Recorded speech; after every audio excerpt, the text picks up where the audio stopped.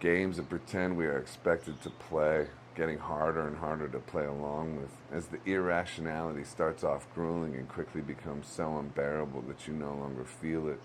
Instead, it's worked its dark magic on your mind and you become trained like a stallion with a saddle, docile as a lamb, performing all kinds of nonsensical actions just to get through the day without a series of automatons giving you the old stink eye. Things like curfews for a virus or being expected to wear masks in restaurants while going to your seat but not while seated. Things like untested injections for everyone, no matter the results coming through. Just more and more outrage and a stacking crowd of people melting down in hysteria, looking to justify their acquiescing to all of it. People, as a rule, go along to get along. They are easily led and then bled, and the nefarious mechanisms in the consciousness of man, which have been taken over by many of the powerful and corruptive forces, defeats their souls and turns them against life, away from Christian values, demonic possession, anti-life, the upside down, Satan. But these are all just labels anyway. It reminds me, Bonnie Prince Billy has a song called I See a Darkness. Johnny Cash did a great cover of it. I see a darkness all the time now. His song, though, is more about love and the idea that you can be saved from seeing this darkness by another. We do affect each other. This time in history has shown much about the way we are built and how groupthink works and the power of it, the futility of going against it, until the great tides of groupthink shifts. At first, you are a tiny thought, like a drop in the ocean, trying to go against the tide of where everything is flowing, but the few drops bold or brave enough to express views outside of the group think can shift a few other drops until the ocean of man's consciousness is like two tremendous waves heading into a collision course against each other. The side that will win is the side weighted with the truth, obviously, and tyranny never lasts because it's built on a self-destructive foundation and foundational lies. But that doesn't mean it can't destroy the lives of many and drone on for years and years before it falls. We have all lived under the weight of a psychological war for years now. It's changed us, it's moved lives and battered them, it's destroyed families and friends and created factions and sides whereby people operate in ways previously unfathomable just a couple years ago. Freedom of speech is the latest head on the chopping block, and former heroes of freedom or supposed heroes of freedom are becoming powerful voices for the forces of tyranny, implementing more draconian control on the souls of man in a time when every shred of light is desperately needed by us all. But then I see a darkness. When these shifts happen, remember, life is far from normal now. Remember, your brain and your consciousness have already been through years of accepting irrational activities as status quo, as normal, as a means and method to ignore your rational mind over and over and over again with messages of constant fear, new wars brewing, and here comes HIV again, the media choosing what new fear campaign to go with and when, all of it orchestrated so perfectly to break down the will of man. It can hardly be thought of as happenstance without that thought itself becoming conspiratorial. So unlikely that an evil this perfect could be committed on accident.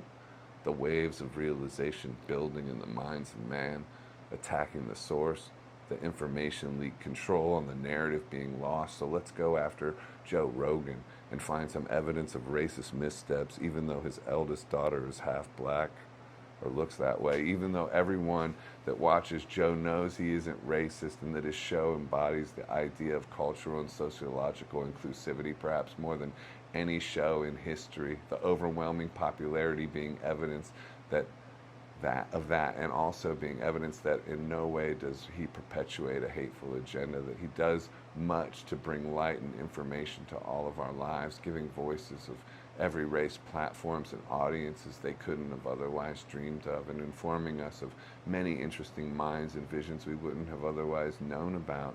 And that's the point. that information can't be contained, and cancel culture ignores that across time. It's easy to find some missteps and then to edit them into something, and then the cultural conversation shifts, and anyone who defends Joe Rogan's freedom of speech or our freedom of speech gets painted with the brush of those edited missteps. Then it becomes, well, if you are for Joe Rogan, the racist monster, to be free to have public conversations, then you are a racist monster. And none of that is true, obviously, but that doesn't matter, at least not for now. It's another psychological card trick that cancel and outrage culture operate under. And in the environment of fear, it works. The Rock, Dwayne Johnson, fell over himself to throw Rogan under the bus as fast as possible. Just because you have big muscles doesn't mean you have big courage, I guess. And then moments later, old footage of The Rock's missteps came out, a tweet about someone in the transgender community, but using a derogatory word to describe them, a clip of his pro wrestling days, aping a Chinese person in a racist way, buried by his own cowardice, and now another victim to the outraged police. You get what you give, I guess. Never mind that cultural norm shift. Never mind that comedians explore language and often err on the wrong side of humor. And no, I'm not saying that saying any of that stuff is okay. And saying this doesn't make me racist. I'm not justifying any of it, but rather recognizing how it all operates and the agenda behind it, and pointing it out while we still can use words to point out such things in public, shaking you gently awake. You are being led, you are being manipulated, you are being lied to by people that don't have your best interest in mind, but are pretending to. Roughly pretending to. Shutting us down is that agenda. To not recognize it is the maddest conspiracy of all. At this point, it's becoming nearly impossible for many of us to play pretend anymore. Neil Oliver just said a storm is coming, and it surely is. Dr. Rainer Fulmich is suing Schwab, Bill Gates, Fauci, Blackstone, and Pfizer for crimes against humanity. In his opening statement, he lays out clearly the agenda that so many of us see and have seen clearly from the beginning. Blackstone bought a large part of Neil's catalog for multiple millions, and they also happen to be partnered up with Pfizer. Could that be a coincidence? I guess, but how out of step is it for the guy that wrote Keep on Rocking in a Free World to be leading the charge in this decimation of our free speech, to be an agent of darkness on that scale? But it's probably just a coincidence. He's just become a useful idiot, nothing more. But still, if that's the case, it's strange that partners of Big Pharma own his songs, no?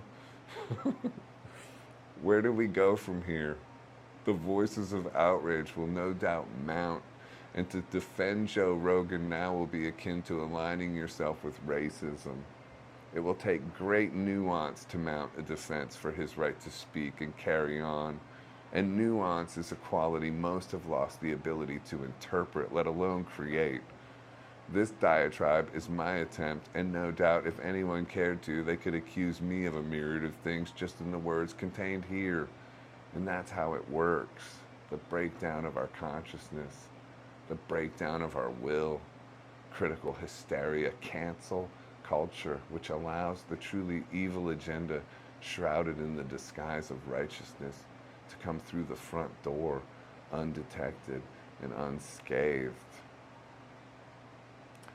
But imagine having moved through this time in this history of humanity, this time we're in, this extraordinary time, and silencing yourself throughout all of it, canceling your own consciousness to appease the threat of outrage, to curtail the critical theory shifting in the shadows like a rescue dog prepared to snap and attack people's inability to go against the crowd, to surf over waves of groupthink. It's well known and easy to exploit. And in usual times, it's bad enough to repress the universe attempting to blossom inside you through the self-annihilation of your voice. But imagine it through these times. All the stakes are higher, and the negative results are much bolder and broader, but so are the positive ones. Like sitting at the high-stakes table in a Vegas casino. We are all there now. Imagine you never shared a thought but some weak murmurings that you will go along to get along. and then quickly pretending none of this is happening. Again, posting your life as business as usual, best foot forward and all that. I mean, we all do it. And anyway, you can hardly be blamed. That's what almost everyone's doing.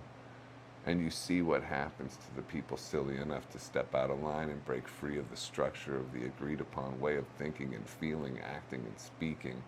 But imagine when it's all over, when the monster is back in the cage or dead on the side of some forgotten road, gathering dust in the pages of history books no one ever opens. Imagine that you said nothing, that there really was no public account of how you felt about any of this at all. You becoming smaller and smaller in the dark hole of your own consciousness. In effect, canceling yourself. So cancel culture doesn't have to do the job for you. People ask me all the time if I regret speaking up. Let me be real clear. Not even a little bit.